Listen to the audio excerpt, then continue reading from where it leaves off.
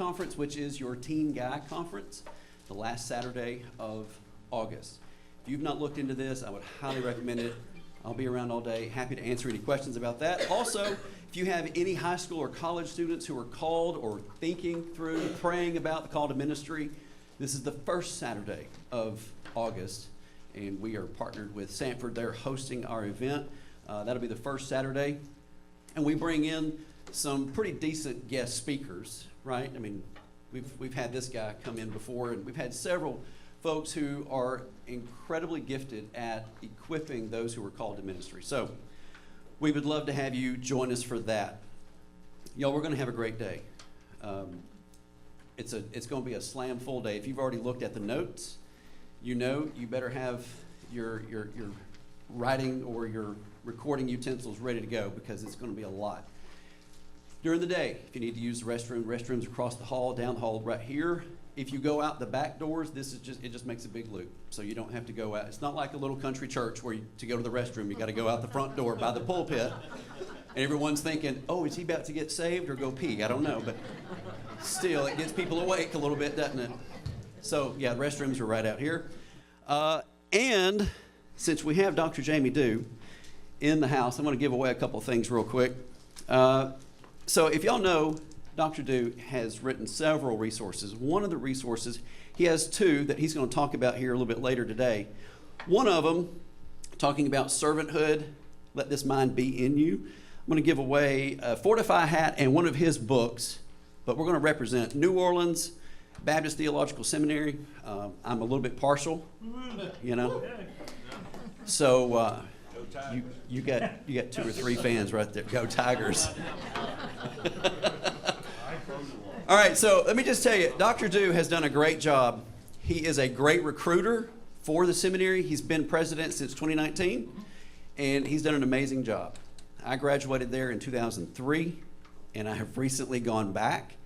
I will get to walk in 2 weeks because I had a 10-minute conversation. Thank you. Because I had a 10-minute conversation with this guy about 4 years ago, and it sent me on a new trajectory, which was fantastic. So, in honor of New Orleans and Dr. Dew being here, let me ask real quick, does anybody know, because they've done a ton of renovations on campus. If you've been to the campus recently, it actually looks like it's in the 21st century. Well done. The renovated Student Center is now named after who? You got it right there. You get a Fortify hat and Dr. Dew's book. All right. Also, I got one more question. This time, got a called conference t-shirt. If you don't get the right size, come see me. And Dr. Dew's book. All right. So everyone who's been on campus knows the glory of red beans and rice. Yes, sir. Amen. Amen.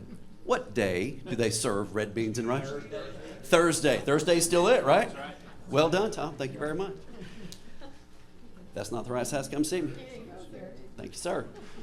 Well, truly, it is a pleasure and a joy to have Dr. Dew. We are going to have a full day of learning with Dr. Jamie Dew. And as we prayed through the topic for the day, we knew that we needed to address how do we as ministry leaders tackle the issue of truth. In a world that is all about personal truth, how do we guide kids, teenagers, young adults, into finding a real anchor of truth in Christ? And so we have no one better than Jamie Dew to come and speak to that. So I'm going to open us in prayer, and then we'll jump in, hand it over to Dr. Dew. Let's pray. Father, I thank you for this army of servants that you have gathered here today. And so, God, I ask that you would anoint this time, open our minds, open our hearts, teach us new things, and give us new tools in order to increase your kingdom and to invest in your kids. And so, God, we ask your blessing on our time together now, and it's all in your powerful name, Jesus. Amen. Thank you, sir. Thank you, thank you, thank you. Good morning. Good to be with you here today. I'll give you these if that's all right. Or I'll just put them there on the table. There we go. Yep. Hey, I'm glad to be here with you. Does everybody have handouts? Good, good. Super glad to be here with you today. just for, in general, thinking about your ministries, thinking about what you do, but also the topic, this kind of brings a number of my worlds together in some unique and interesting ways. You know, outside of my family, I'm passionate about three things. One, just ministry itself, preaching the gospel, discipling people. Two, philosophy. Three, shooting rifles. And those later two things, normally when I'm in ministry context, nobody cares about those later two things at all. You know, I say, hey, I'm interested in philosophy and, you know, have written some books like this and such, and I can just see everybody's eyes glossing over. I can see them kind of falling asleep, but before I finish the word philosophy, it's like they're out, you know. And so I, generally speaking, kind of stay away from those topics when I'm in these spaces, and try really hard not to, when I'm preaching and stuff like that, weave in philosophical things and stuff like that, because often it is more work than it's worth, quite frankly, to try to explain certain points of stuff like that. And then occasionally I get asked to do an event like this one. And it's like my worlds collide in a way that I say makes me uncomfortable, not because I dislike either one of these two worlds. It's just simply because, you know, it's hard work of what we're frankly about to do today, all right? So I need to be up front with you and clear about this. What we're about to do, especially in the first hour we have together today, is not at all what you would normally get in an event like this, all right? I'm not preaching to you. I'm not here to give you, in this at least first part, a bunch of like whiz-bang methods on how you do this, that, or the other. For this first hour at least, you are stepping into my classroom as a philosopher. And I'm going to do everything I can to try to help you understand some basic issues in modern philosophy that are having deep and profound impacts on your students and on you. And I often get asked when I do these things, people will say, hey, we want you to give us the good stuff. And I'm like, okay. And then they'll follow that up with, but we want you to keep the cookies on the bottom shelf. And it's like saying I want a car with, you know, for less than 10 grand that has only 5,000 miles on it. Those things just don't exist, you know. It's a little hard to do. So look, here's what I need you to do. I need you, number one, let's just set expectations. I'm not preaching a sermon to you here this morning. I am going to pray, and we're going to jump right in. In the second one, the second half of this morning, I will read a passage that applies to some of these questions, but I just need you to set expectations. We're going to do something a little different here than we would normally do in these times and moments. Second thing I need you to do is put your thinking cap on. You need everything you got as we think about it. Some of you are going to hate this, by the way. And some of you are going to love it. Some of you are going to love it, but some of you are going to hate it. But I do think if we really actually want to talk about the stuff that's impacting our students, well, then, y'all, we have to talk about some of this stuff. Anybody know who Alexis de Tocqueville is? He was a Frenchman. He came over. This was after the American Revolution, and American democracy was probably about 25 years old at this point. It was the phenomenon of the Western world. I mean, this was the American democracy, which was deeply influenced by John Locke's second treatise on government. People know of John Locke because of his political theory. He actually has a huge impact in modern epistemology as well, which is our philosophies of knowing, where truth comes from and all that stuff.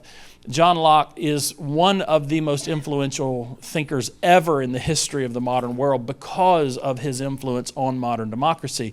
But he wrote it in this little book called Second Treatise on Government. The first treatise on government, he took the axe to the tree of the British monarchy.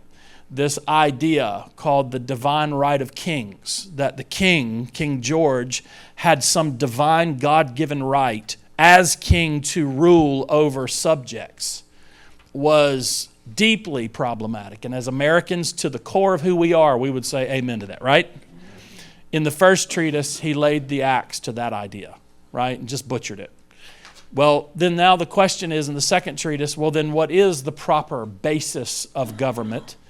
And that's what the second treatise is all about. And this is where John Locke unfolds this concept of but democracy coupled with capitalism. And you had some other thinkers doing some stuff on capitalism like Adam Smith and stuff like that, which were very influential. But this is where this idea comes from, but it's all theoretical. America is the place where this actually happened. And now 25 years into this, it's actually working, and the Western world marvels at what's happening in America, not just economically, but politically speaking, that these ignorant farmers could actually not just govern themselves, I mean, wow, but they could actually do it in a way they flourish. And so the French in particular were very interested in what was happening.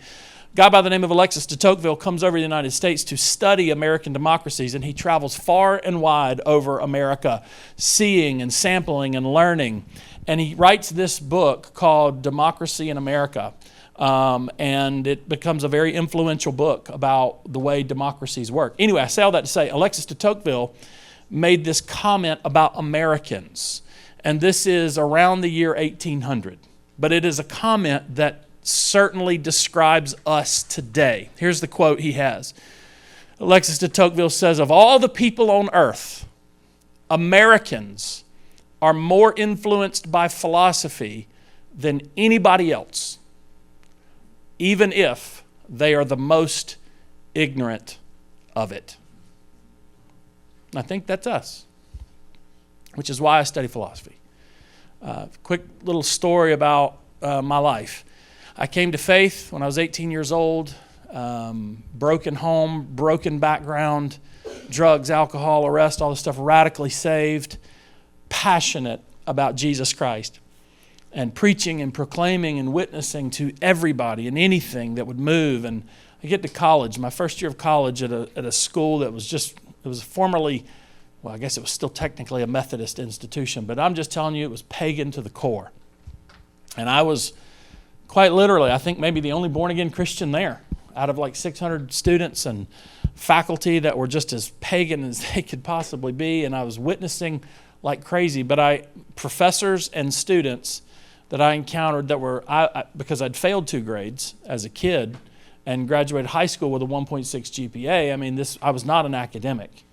And so here I am witnessing to people, and all of a sudden these very intellectual folks, these incredibly academically gifted people, had all these objections and criticisms that I could not answer. And that just kind of bothered me on a deep level.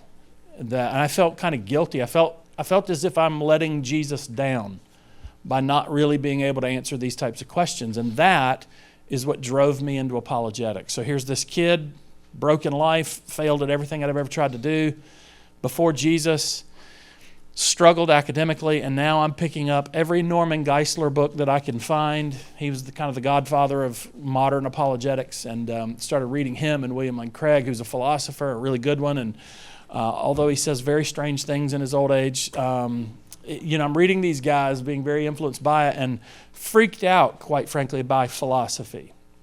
But for me, over time, it morphed into these philosophical questions were the ones that bothered me.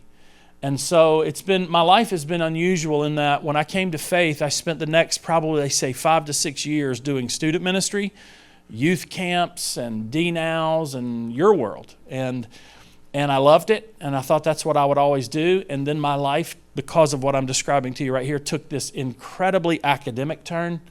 And I started taking every philosophy course I could take in my undergrad and then my master's work. I did a PhD at Southeastern Seminary in Theological Studies, wrote on the relationship of science and theology, which, believe it or not, takes you all up into the history of postmodernism, which is what we're talking about today, and what we call religious epistemology, which is how do we know. Epistemology is how we know what we know.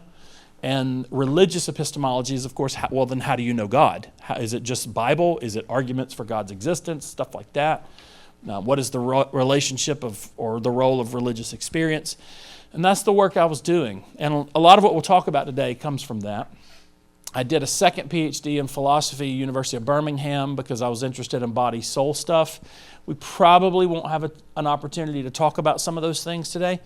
But maybe it comes up in the Q&A if you want to ask me about that kind of stuff and how it intersects with your world. And specifically, I can say this to you, maybe to whet your appetite to bring this up in the Q&A. a lot of the madness of our current moment, LGBTQ stuff, this whole concept of human beings being fluid such that they could identify this way, contrary to their biology, right? So, to be clear, boys, male genitalia identifying as girls and such, or humans identifying as furries, a cat of some kind. This is madness, and you see it, and look, I'm not going to say anything about it other than, yep, that's absolute madness. But how'd we get here? Well, in large part, we got here because of this thing called postmodernism, and some of it is our views of body and soul stuff. And what you say about body and soul stuff has a direct implication to those types of issues, so you better get that right. So I go back to Alexis de Tocqueville's statement. Your world is a world burning, and the fuel of that burn are ideologies. What I am not saying to you is that you, therefore, as student leaders, must go get PhDs in philosophy. I'm not saying that to you. I am, however, saying to you that it would behoove you as a steward of what God has put in your hands to slough off intellectual laziness. Because this is a big boy world. And there are big boy challenges to the faith. And it is high time that Christians put their thinking cap back on. To that end, if you would love to pursue your education, I got a booth right over there. All right, we got a lot of work to do. Let me mention two things. I was asked today to come and talk about helping you, equipping you to help your students navigate through a postmodern culture. Okay, so we got to talk about postmodernism. Let me talk real quick about what we're going to do. I'm going to pray and we're going to jump in. We're going to start in the deep end of the pool. This first half of what we do today, I'm not a youth preacher.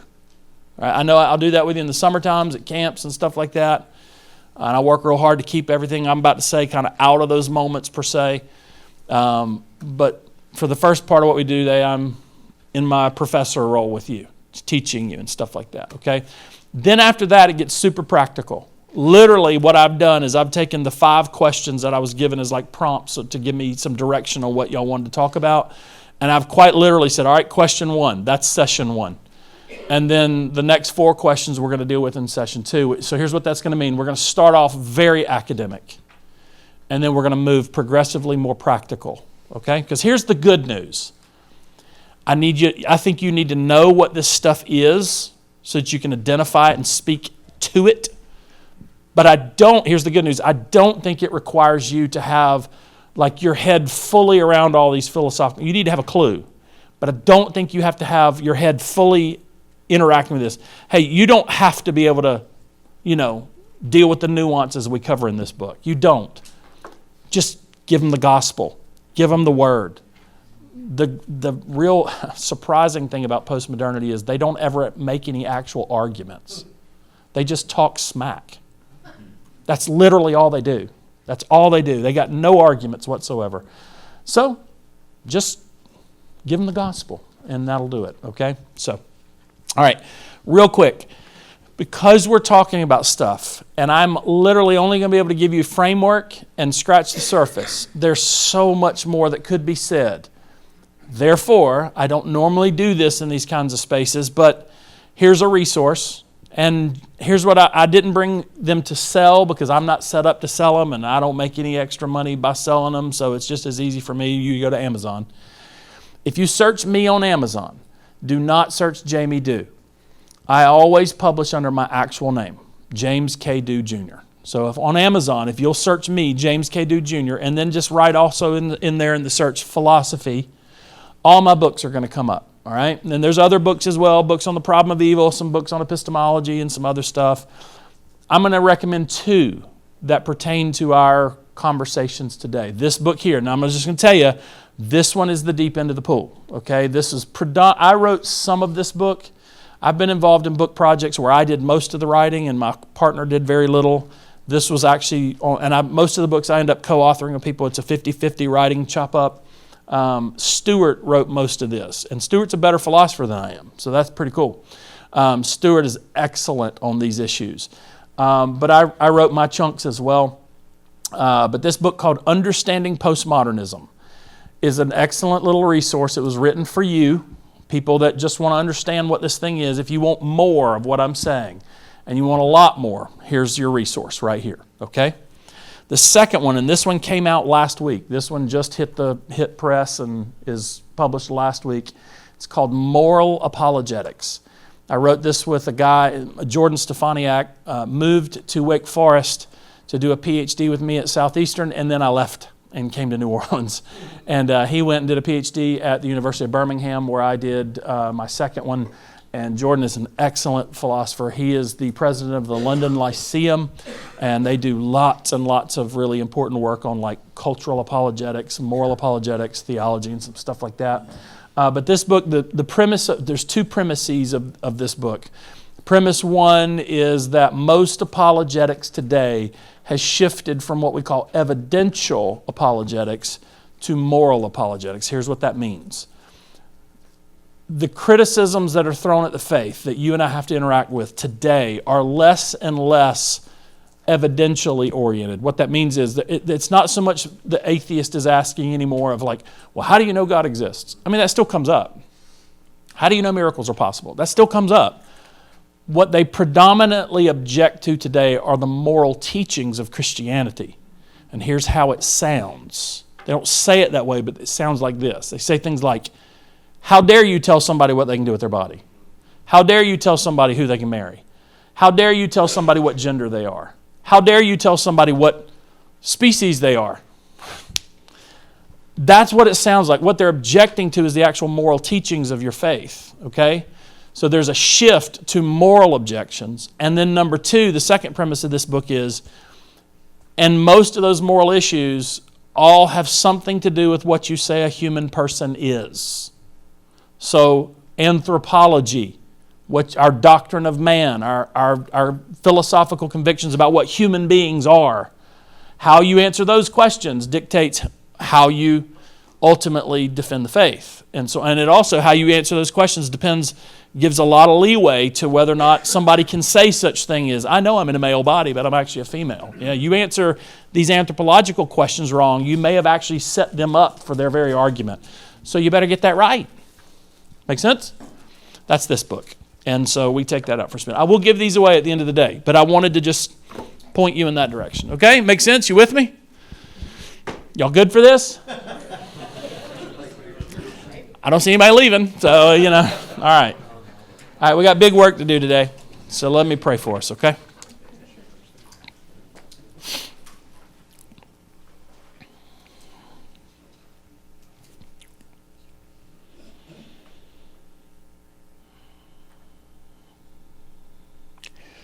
Lord Jesus, the greatest moment of our life today is simply being in your presence.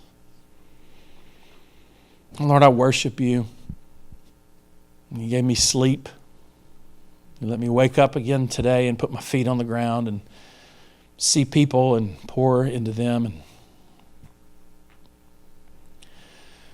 God, you are constantly kind and gracious and loving and compassionate.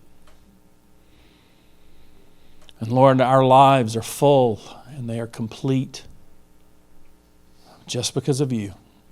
And you're enough for me. You're enough for these people. I pray that, God, you'd help me today not to deviate in mind or action or word, but to, Lord, live my life directed unto you, loving you, and worshiping you in every moment. Lord Jesus, help me as I teach my brothers and sisters, and help them to think, to understand, for me to articulate clearly.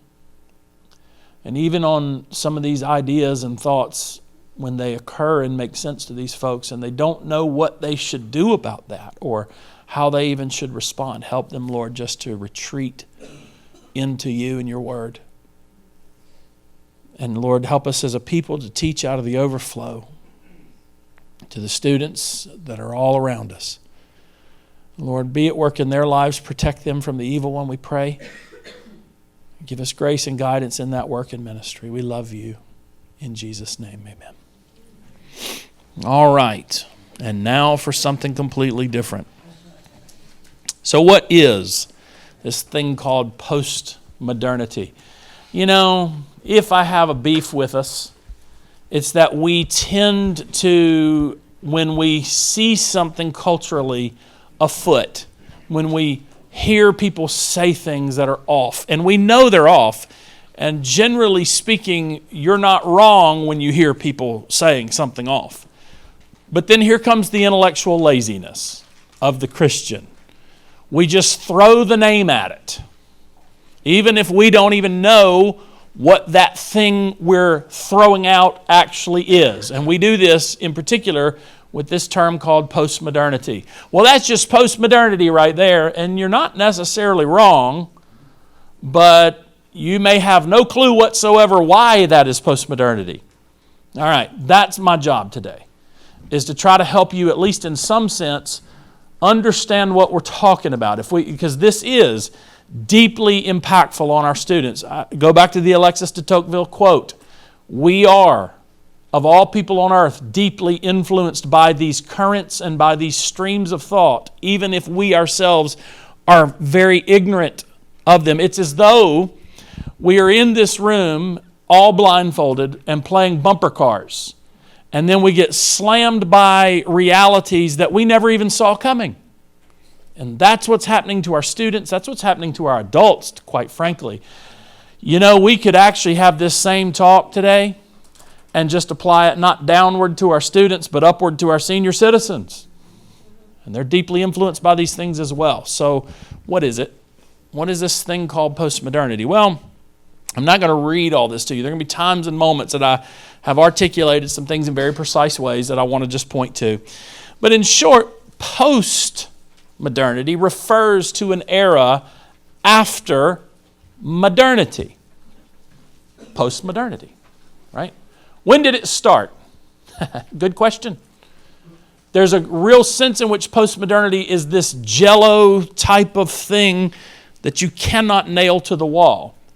I've given you underneath all this the various sort of topics that postmodernity speaks to or objects to, like knowledge, truth, and explanation, like nature and reality, like humanity, like ethics, like language. Well, there's more, but those are just 5 big ones right there, that if you can get your head around what postmodernity says about those things, then you're really starting to get a sense of it. All right, so take each of those buckets for a minute. Knowledge and truth, or reality and such. Well, postmodern currents begin for each one of those buckets at different moments. So, for example, if we were to think epistemologically speaking, what postmodernity says about truth and knowledge, well, that definitely begins all the way back, like at least Immanuel Kant, if not David Hume or John Locke, right? So that's like, late 1700s or something like that. If you're talking about humanity, though, you really don't get postmodernity until well into the 20th century. So depending on the topic at play, postmodernity starts at different moments, which means I don't have a definitive starting point for you, okay? Second of all, when did it end? Well, there's a real sense in which it has not. In the academy, and I just mean like the universities and such, postmodernity's kind of dead.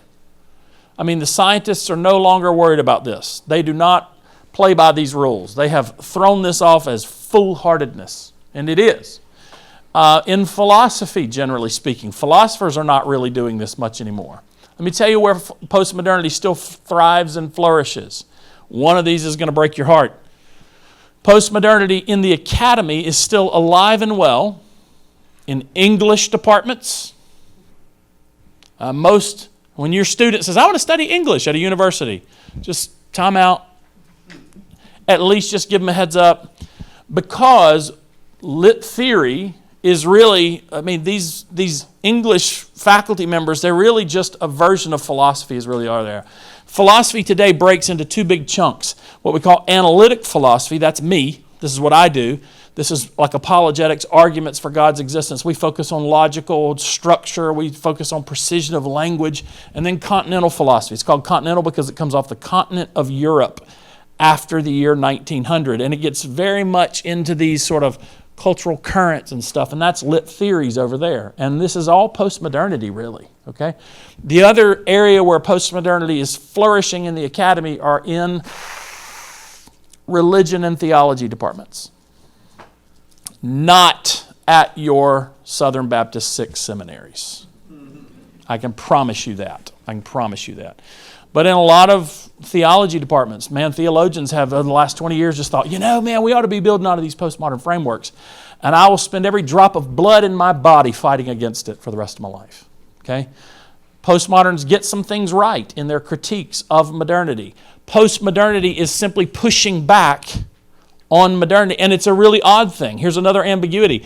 There is a real sense in which postmodernity really is just the continuation of modern thought, which I'm going to explain to you in just a second.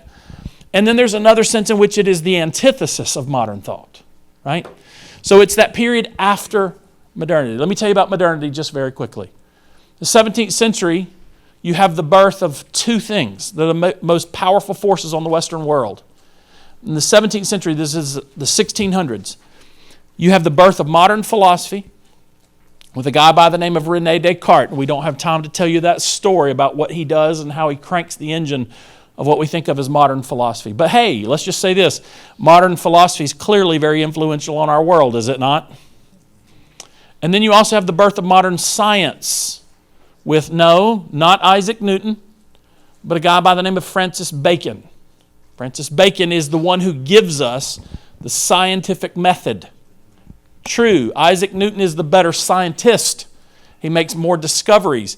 But Isaac Newton would not make those discoveries if it weren't for Francis Bacon, who gives us the methodology of the scientific method. And think about it. I mean, it's kind of astounding, really. For thousands of years, humanity burned candles, rode in horse and buggy, died of common colds. And then in what is a historic eye blink, we go from horse and buggy to putting people on the moon. Wow. How'd that happen? We go from dying of a common cold to now being able to do things like open a person's chest, take their heart out, put somebody else's heart in it, rewire that bad boy, sew him back up, crank him up, and he runs for 25 more years. We put people around the moon, on the moon. It's like, what? How did we go from thousands of years of no real scientific progress to all of a sudden, bam, we're doing that? Here it is, a new method. And all of a sudden they go from not really understanding the material world and how it works to all of a sudden all kinds of new discoveries. That's Francis Bacon, all right? And clearly, science has an impact on our world. Philosophically speaking, here's the shift that happens in modernity that postmodernity is pushing back on. Up until the scientific revolution and the philosophical revolution of the 17th century, you had what we refer to as the Judeo-Christian worldview. This was the Judeo-Christian era. What that means is we used God to explain things. Where did the world come from?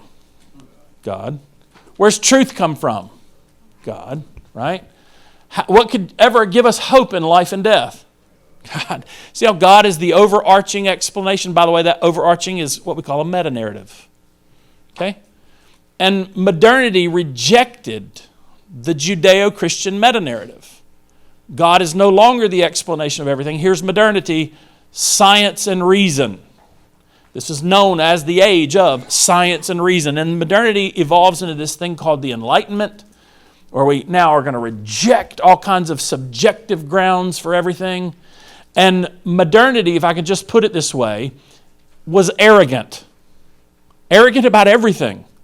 We don't need your religious perspectives. We don't need your subjective experiences. We are going to get to the bottom of things with science and reason. And we will usher in these utopias. And the world will be a better place. And then came World War II, which not one, but two atomic bombs. Over 100 million people killed by Hitler and Stalin alone, right? Sexual revolutions. I mean, the 20th century blew these modern ideals to smithereens, right? And so postmodernity, pushing back on that arrogance, right? That's what we call postmodernity. So here's some shifts. This is B under 1. What is postmodernism? B, the rejection of pre-modernity and modernity. So pre-modern would be everything prior to modernity, the Judeo-Christian. So they're rejecting the Judeo-Christian and the scientific and the rationalistic approaches of modernity here. So what you get are some shifts from one way of thinking in modernity to a bunch of other ways of thinking in postmodernity. So I've given you 7 examples. There's plenty of others I could give you, but let me give you several examples. And again, in some ways, I want to register this. In some ways, it really is the continuation of modern thought. I mean, like if we take modernity to its logical conclusions, you're going to end up in postmodernity, okay? And at the same time, there's this other funky sense in which these antithetical conclusions of postmodernity they're antithetical to the convictions of modernity. So here's some examples. In modernity, there was the quest for absolute certainty. That's for sure what Descartes was doing. There's a real sense in which that's what Bacon and all of science is doing too. We want the truth. We want certainty. And it fails to produce the kind of certainty they want. And so postmodernity ends up in this kind of real skepticism. Okay? Number 2, essentialism to what we call an anti-realism. Now this one's very philosophical. Let me try to illustrate this. What do I mean by essentialism?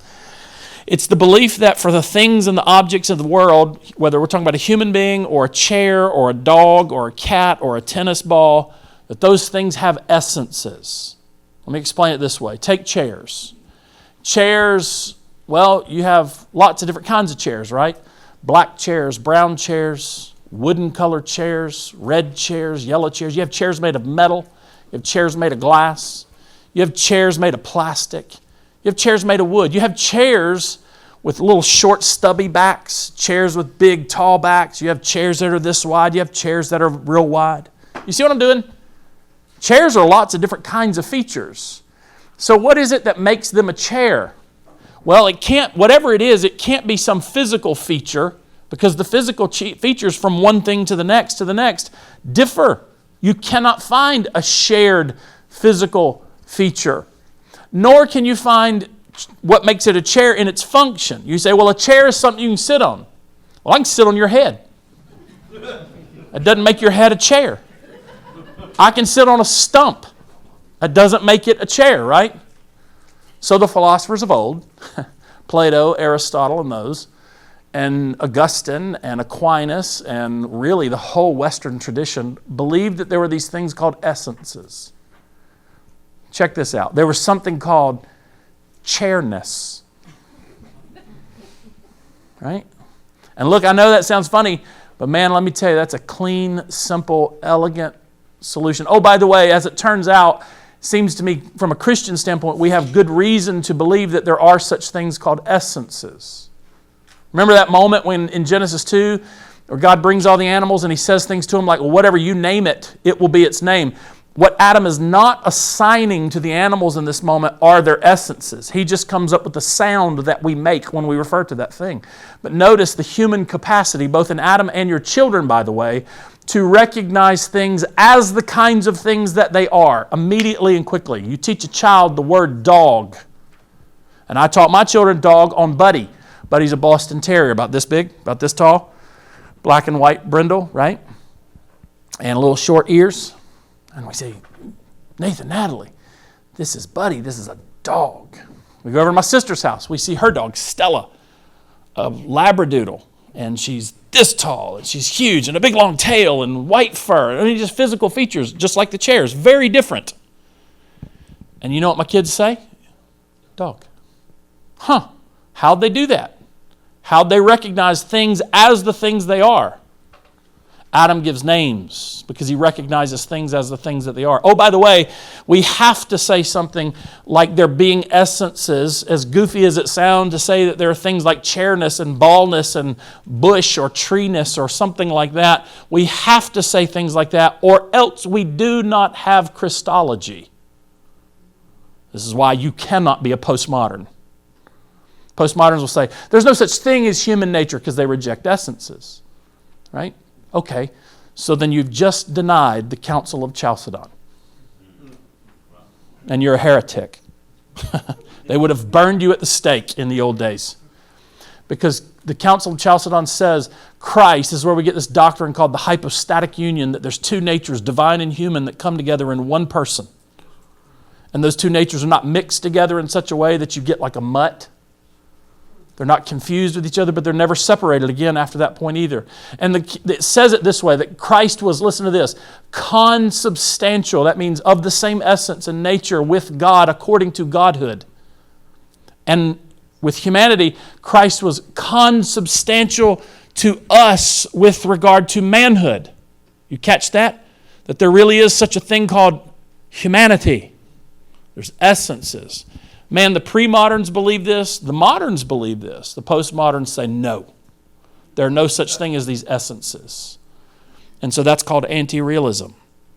Third one, objectivity to subjectivity. Man, modernity was obsessed with being objective. You remember the TV show Dragnet? They come out in the lab coat, just the facts, ma'am. Strip away your bias. Strip away your perspectives. Strip away all your subjective encounters and such, and let's just see the facts. And the scientists actually thought in the modern period that they were actually just looking at facts. And this is a point that postmoderns push back on modernity with. And listen to me, I'm a huge critic of postmoderns, but they're right. It's arrogant to think that any of us just sees things as we are. Think about how this plays out in our world. And let me be clear up front. I am not saying that there are multiple truths. But think about it even like in a hermeneutical, biblical way in our world. You know, Southern Baptist, some 15 million of us all reading our Bible about passage X. And all 15 million of us coming to slightly different interpretations of what that is. Why? Some of us even go to the same schools, earn the same degrees, hold the same positions, have the same expertises, and yet we have different views. Why? Because each of us as individuals have particular lives and contexts and frames of reference, and those things impact the way we view. Truth is not relative. Perspectives absolutely are. And we've got to account for that in a way that is faithful to God, faithful to the Word, faithful to truth, big T truth, while at the same time admitting and being humble enough to recognize that each of us sees through a set of lenses, so to speak. Fourth, the moderns thought that there was what we call a universal rationality, the quote, right way to think. And of course these were Europeans saying this, so the right way to think was the way Europeans thought. And what they thought is that, like, man, we will go around the world, and when people just think about it the right way, we'll all come to the same conclusion. And then this is where the advent of anthropology and sociology comes in. And as sociologists begin to study people groups around the world, what they find is, no, they don't all actually think the same ways at all. And so postmodernity moves away from this idea of a universal rationality to what we call a tribal, and I'm going to come to that a little bit later on, a tribal or, quote, a local rationality. Okay? All right, fifth, the idea of inevitable progress. Now think about what they've done. Science is afoot. We're making discoveries. Anybody here take Advil? I'm grateful for it. Anybody take blood pressure meds? Yeah. I mean, we'll stop there. I got other pills I could take too, or talk about here today. Seems like every few years I add one more permanent pill to the little bottle. I have a little pill thing on my kid. It's sad. That's sad, man. Whew. It feels like the ship sinks a little bit more every year. But there's this idea that, hey, look what we're doing with science. I mean, it was so bright-eyed and optimistic that science, and there's a view that comes out of this called scientism. Scientism is the idea that science holds all the keys. It answers all the questions. It solves all the problems. Does it? No. I mean, yeah, it does a lot. I'm grateful for it. But also creates a lot. I mean, think about pollution, for example. And it's not, by and large, biological stuff that's polluting. It's all the scientific stuff, the chemical stuff that we do. That's the pollution, right? Think about nuclear wars. I mean, you and I, once again, I'm looking at the faces in here. Most of you at least were alert enough in the 80s. You remember the 80s? We had nuclear blast drills. Anybody else? In school. This is what you do when there's a hurricane. Here's what you do when there's a nuclear bomb. Okay. Sounds good. Bottom line, duck. Get down real low. Get inside buildings with cinder blocks and stuff like that. All right, we're back to doing those things again. Dang it. Man, I thought we were past that, but no. The world's a fragile place. Evil has always been there, but now we have weaponry that literally could wipe humanity off the face of the earth. Wow. Thank you, science. The idea goes from inevitable progress to a disposition of despair and distrust in postmodernity. And there's a sense here in which postmodernity really just is a disposition, by the way, as opposed to a set collection of ideas, right? 6, this was a very philosophical one. We moved from what we call a correspondence theory of truth to a view of truth called coherentism or pragmatism. So here's a mistake people often make when they talk and think about postmodernity. They'll say, they don't believe in truth. Hang on. Yes, you're right in the sense that they don't believe in two things. Big T truth. Big T truth is truth for me, truth for you, truth for all people, truth everywhere, truth universal, truth independent of us. They don't believe in that. You are correct. And they also don't believe that truth is defined by that which corresponds to reality. So to get philosophical for a minute, how do you know a statement's true? It's actually not that hard. The question is, does the statement, here it is, correspond to reality? It's called correspondence theory of truth. This is this is so common. This is not an idea you philosophize to. This is an idea we philosophize from. It's so intuitively hardwired into the human mind that when I say it, people go, yeah, duh. Right? So here it is. I am wearing a white shirt. Is that true? How'd you do that? You observed it, and you found that the statement corresponds to reality. It's called a correspondence theory of truth. That's how we've determined, and this goes all the way back to Plato, and Plato didn't come up with it. Again, he just kind of realizes, well, that's how we're determining it, right? It's a very intuitive, ingrained, innate idea that we have that truth is that which corresponds to reality. And the postmoderns say no to that. And this is different because even the moderns were with us up to that point, right? Truth is that. That's what science is doing. A theory, scientific theory, is said to be true if, in fact, it lines up with the data, right? That's correspondence theory of truth. And the postmodern says no to all of that in favor of a view. So here's where you're wrong. If you say postmoderns don't believe in truth, nope, you're wrong in this sense. No, they do have understandings of truth. They just have a different definition for what it is. It's called coherentism or pragmatism. And by the way, even those of us like me who will fight to the death for correspondence theory of truth, even I will say coherentism has something to say to us that's valuable. I'm just saying it's not enough by itself. And pragmatism has something to say to us that's valuable. It's just not enough by itself. So let's explain these two. Coherentism is the idea that a statement is true if it fits with other things we believe to be true. Right? So if it fits with other things within our system of belief, think of your belief system as like a web. And if it fits with other things in that web of belief, then it's true. It doesn't have to correspond to the way things actually are in the world.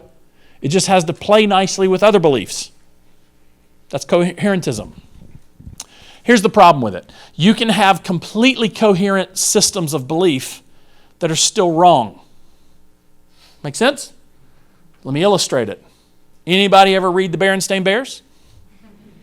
Mama Bear, Papa Bear. She wears that dumb little dress.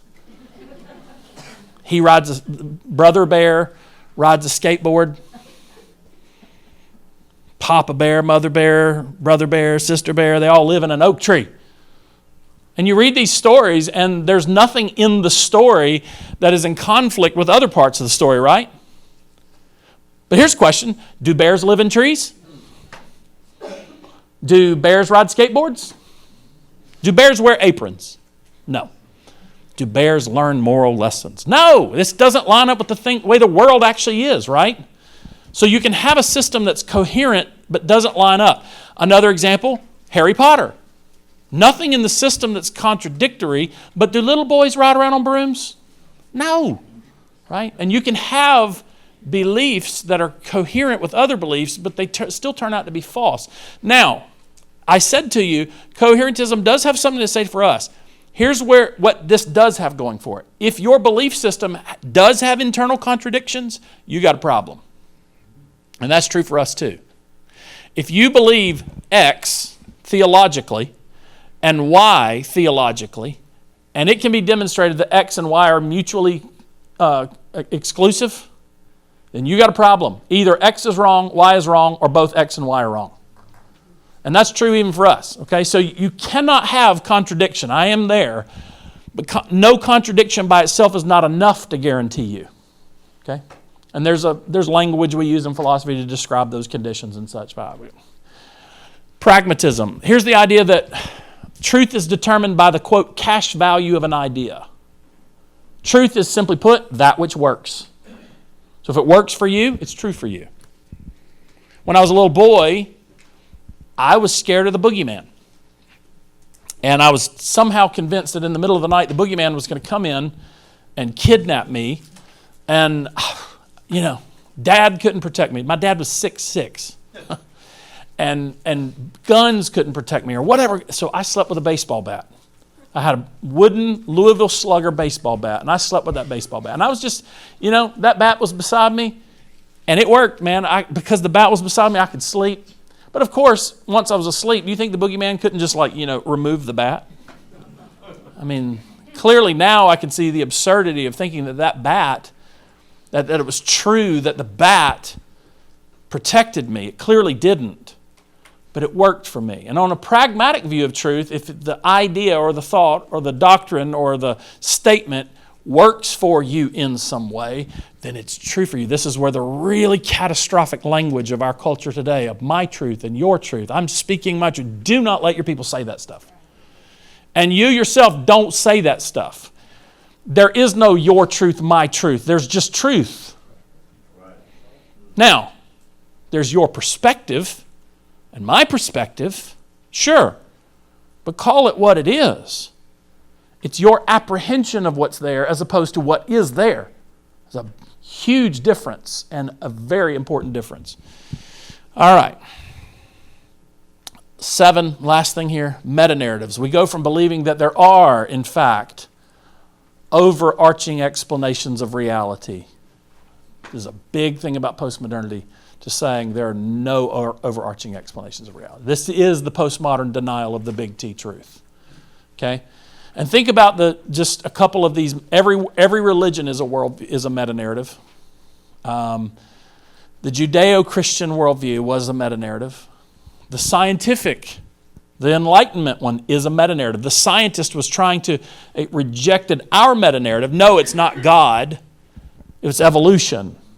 Or it was something else. It was the scientists were now giving us the overarching explanation of reality. And the postmoderns, listen to this, the postmoderns are just as passionate about rejecting the scientific meta-narratives as they are about rejecting the religious meta-narratives. They are rejecting both the priest and the guy in the lab coat.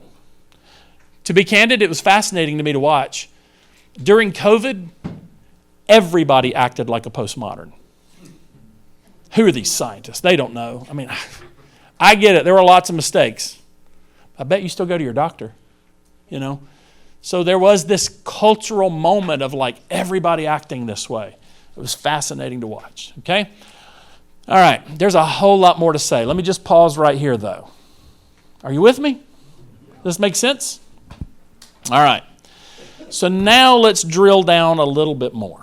Okay, let's talk about these buckets. There's more that could be said. We could talk about anthropology or sociology. We could talk about some of those things. But let me just give you these 5 categories. I think it's 5. 1, 2, 3, 4, 5. Yeah. Let me give you these 5 big categories of postmodern influence that you need to have a clue about if you're going to interact with students. Okay? All right. Number 1. Here's the big one. There's 2 on this of these 5 that you probably anticipate. what they say about truth, which is what we're going to talk about here with truth and knowledge and explanation. By explanation, I really just mean theory, meta-narrative, and then morality. You're probably expecting those two right there, but there's a couple others that are actually really, really significant that you need to know about. All right, let's deal with the big one first. Truth, knowledge, and explanation. I throw explanation. Explanation is actually a very philosophical thing. We have a situation over here that's happened, and what we want to know is not just what happened, but we want to know why it happened, right? Think about, this is called an inference. So there's a set of facts. We move from a set of facts to an explanation of those facts. So think about how we do this in apologetics with the resurrection of Jesus. There is a set of facts. No one actually experiences Jesus being raised. What we experience instead is an empty tomb, appearances. They saw what he was going on before he was crucified. They saw the things that transpired in the crucifixion. Those are a set of facts. The question is, what does it mean? And there are alternative explanations to resurrection. Wrong tomb theory, stolen body theory, hallucination theory, revival theory, that he didn't die, he just is revived in the cool air of the tomb, and all these different theories that explain the facts. The problem is they don't actually explain the facts. And what we're looking for is which of these theories explains the facts the best. And we find major problems with all the other ones, and we find that the resurrection fits all the facts. There's only one problem with the resurrection, and that is it requires you to believe in the supernatural. So, I don't count that as a problem. But anyway, you see what we've done there. We've moved from a set of facts to an explanation. That's called, in science, they call it theory. In theology, we call it doctrine. Okay? That move, that's the scientific method is giving us in theory formation, or that move that theology or doctrine is giving us in our theological method. It's called explanation there. Okay? And it's a very philosophical work. Hermeneutics is what we're doing there, and hermeneutics really goes through all these things. All right, let's talk about these for a minute. Coherentism or pragmatism or correspondence. Again, I've said this in that first point. I think I've actually said a lot of what I want to say here under A, 1, 2, 3, the no meta-narratives and stuff from what I said above under B7, meta-narratives, and leads to a rejection of meta-narratives. So let's talk about the problems with it. This will save us a little bit of time here today, okay? Let me just skip to the time. Well, let me just pause. Do you need me to talk about those things anymore? Did you follow what I was saying? You good? Okay. So then I'm going to jump to the problems with it. So what are our problems? How would you defend this? How would you got a situation where postmoderns are denying that there's big T truth. There are no truths that apply across the board to all people everywhere, right? They reject that concept entirely, and they don't reject concept of truth per se. They've simply redefined it and repackaged it as truth being that which works for you, pragmatism, or truth which was coherent with other things you believe. The other thing I could say here is that truth becomes a very tribal concept, right? Which means the group finds their truth. Technically speaking, postmoderns have no problem with you and me as a tribe having our truth. That would be expected on their view. And by the way, there's a bunch of isms here that sort of blur together, and I get it. They're very confusing. Let me detangle two of them very quickly. We're talking about postmodernism. How does postmodernism relate to this thing called existentialism? Great question. Think of it as this way. These two isms are roughly believing the exact same stuff, right? Both of these views reject that there's big T truth. Both of these views reject that there's any kind of meta-narrative. The sort of upper story, if you will, this is our story down here on earth, and then there's the upper story of the divine and everything metaphysical and stuff. And they say that whole thing is empty. There's nothing up there. They're saying no to all that. Both existentialism and postmodernism does that. The difference between the two of them, though, is that existentialism is very individualistic, whereas postmodernism is very communal. Does that make sense? So existentialism is me as an individual creating my purpose, my meaning, my, truth. And so I sometimes would jokingly say existentialism is a bit more like the Miss America pageant, right? Each contestant has their cause or their purpose. My purpose is this, and my purpose is that. And it's so individual, it's granular like that. Whereas postmodernism is the same thing as existentialism with a group hug. That's it. They create as a tribe their truth. And so their community. So again, what that would mean is they technically wouldn't have a problem with you and I having our little world of truth over here that's true for our community and stuff. But don't you dare go reading that onto our tribe. I mean, the very concept of missions is highly offensive to them. Not offensive because you're going around telling people they're sinners. That's what offends most people around here, right? No. It's offensive that you think that your worldview is superior to somebody else's worldview and that yours applies to all people everywhere, such that you'd go around the world and you'd bother these people who are doing just fine on their own and they have their beliefs on their own. This whole thing is arrogant to them, right? All right. And this is because there is no big T truth. There's only truths that work for you, truths that fit within your system. This is because for them there are no ultimately true meta-narratives in any type of way. And so, look, I think we respond in a number of different ways. First of all, and I said all of these are resilient in some way, truth as a concept is just I'm sorry to tell the postmoderns, unfortunately for them, truth is vastly more resilient than the postmoderns would ever want it to be. So I'll give you some examples here. So simply put, if reality exists, now just pause there to understand what I mean. If reality exists, does it? Yes. And I'm not asking you to just kind of take a leap there. Think about what would be involved. We get very Cartesian here. This is where Rene Descartes comes in for a minute. Think about what would be required of you to deny reality. You would have to exist to deny reality, which would mean you actually exist. So clearly something exists. We call that reality. So reality exists, and here's the deal. If reality exists, then there are, things true about reality, right? And we could do this for all kinds of things. Consider baseballs, consider plants, people, etc. I say a baseball because in my if you've ever taken an online class with me from NOBTS, you'll know about my trusty baseball. Me and my boys watch a lot of baseball. They're huge Cubs fans. I'm a Red Sox fan. And the nice thing about being a Red Sox fan is they tell you right out of the gate when the season starts if they're worth anything that year. And you just know. Nope, not our year. Okay, move on. Yay, Red Sox. The Cubs, we're putting all our eggs in the basket of the Cubs this year. So we watch a lot of baseball. So I'd have my baseball sitting there, and I always just use my baseball as an object lesson. We're talking about realism earlier. There's ballness in the ball, right? I'm doing that kind of stuff. So, okay, if the ball exists, then there are things true of that ball. So notice here the necessary relationship between reality and truth. If one exists, then the other has to exist. The ball just is a certain size, a certain weight, a certain color, so on and so forth.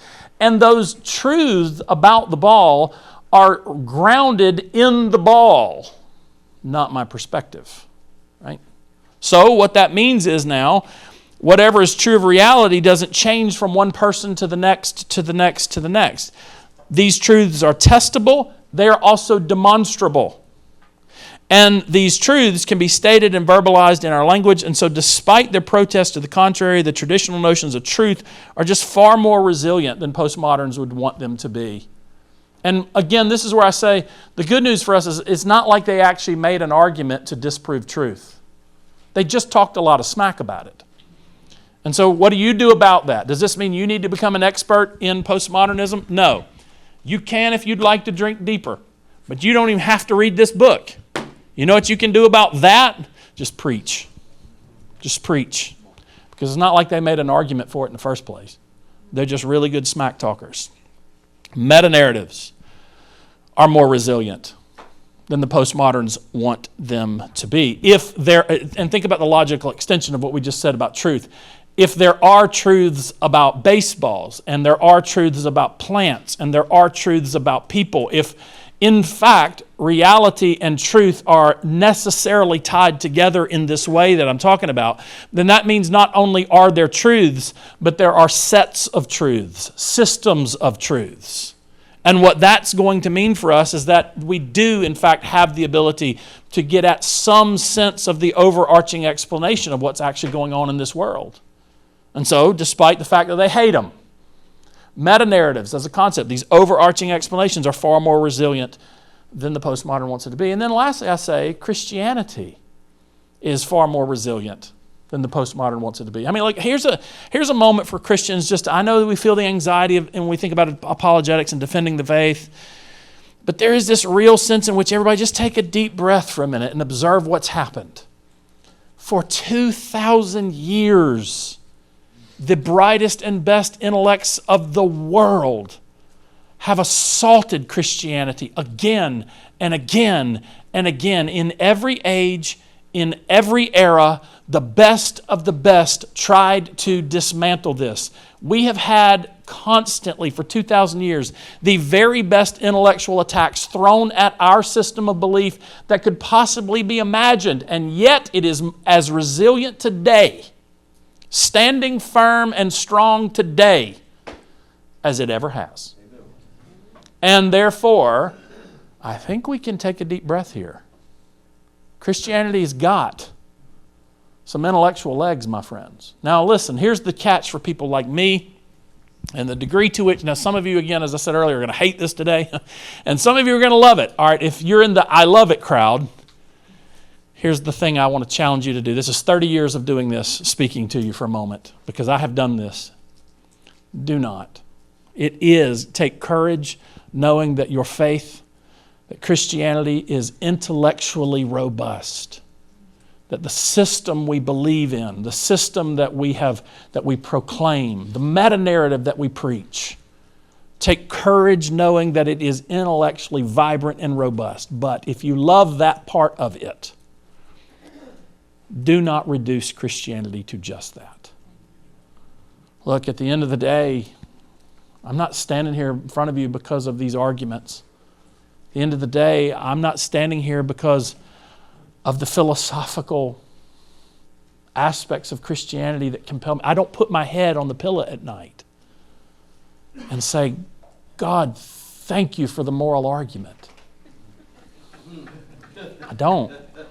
I'm standing here today because Jesus Christ is more precious to me and life-giving to me than anything else. I've encountered him, right? So don't reduce our faith to just that. But take courage knowing that our faith is at least that, right? All right, let's talk about nature and reality for a minute. This is an area we call metaphysics, okay?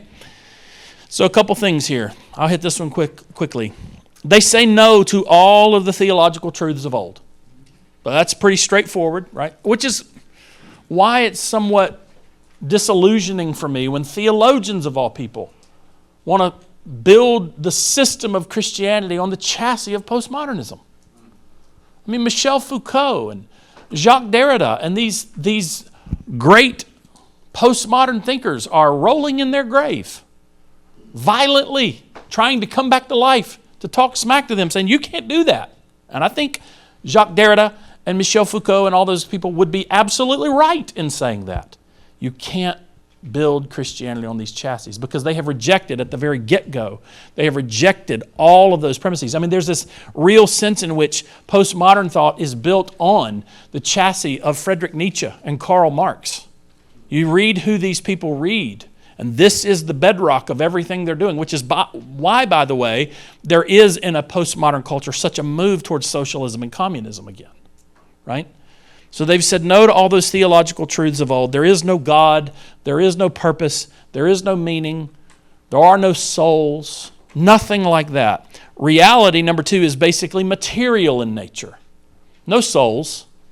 No spirits. No nothing like that. You're just a material being caught up in a material world. And I didn't mean to quote. Oh, man. At least I didn't One time, maybe I shouldn't tell you all this. One time I was teaching this and I used the little Berenstain Bears illustration. I was like, talking about Mama Bear, Papa Bear, and all those things. And I said, does a bear, and then I started to say, poop in the woods or something like that. And all my students looked at me. I was like, no, does he live in a tree? So at least I didn't do that. Reality is basically material in nature. You're a material being. The world you live isn't purely material. It is controlled by material forces. And so even the ecclesiological forces of our world are material forces, they would argue. Reality is largely shaped by those powers and the various structures that utilize that power. So things like church, the academy, government, law, those are the entities that assume power, grab power. And by the way, part of the reason they reject on the truth side that we talked about a minute ago, part of the reason they reject truth is because they say these power structures, whether that be the ecclesiological in the church, so when the preacher stands up and preaches the truth to you, or the scientist says, no, you dumb preacher, let me tell you the truth. It's all molecules, or it's all, evolution or something like that. Any person that's standing up telling you the truth is really just making a power grab. Truth tellers, we should always be suspicious of, they'd say.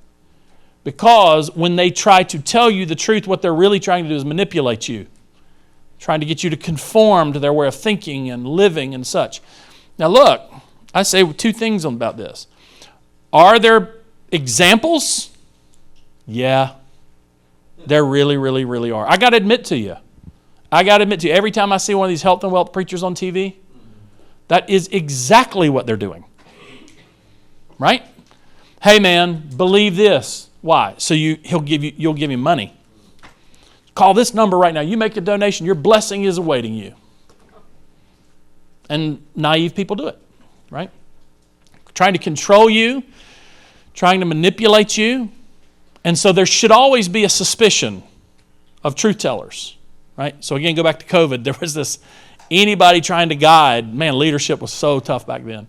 Here's the second thing I would say about it. Not only is there actually bad examples of this, but also there is a sense in which when we preach and proclaim, we are in fact trying to get people to do certain things, aren't we?